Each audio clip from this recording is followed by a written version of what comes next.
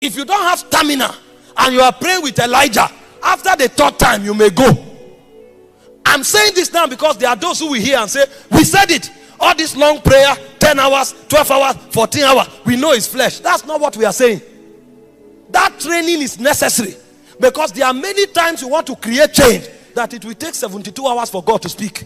So if you have not trained yourself on 14 hours prayers non-stop, you will not be able to wait until the voice of God comes. And what will create the change is not the prayer. What will create the change is the feedback that comes from heaven. And so prayer is the way of creating that gangway for that voice to come, because the voice of God is upon many waters. The voice of God is full of majesty. The Bible said the voice of God thundered. He divided the flames of fire. He said he discovered the forest. He causes the hind to calve. Even creation itself is sustained by the voice of God. And so when a man wants to create dominion, without every contradiction, he will lock himself away and pray until God speaks. This is what Elijah knew. He knew that the darkness on the territory, only a change that is supernatural can judge the heart of the king. So he showed up and said, before God whom I stand, there shall be no rain or dew except at my word.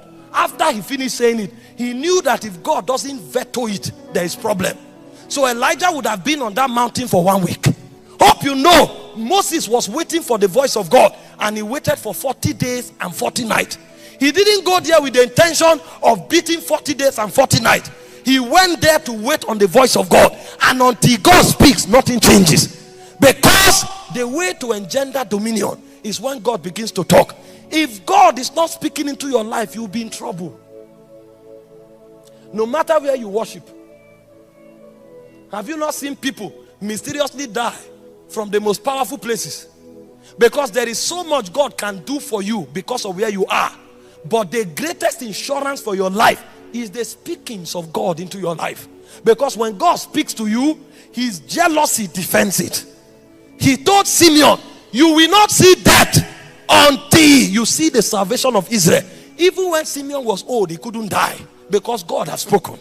The voice of God will preserve. The voice of God will defend. And the voice of God will keep that which he has said. There are many forces today that program men.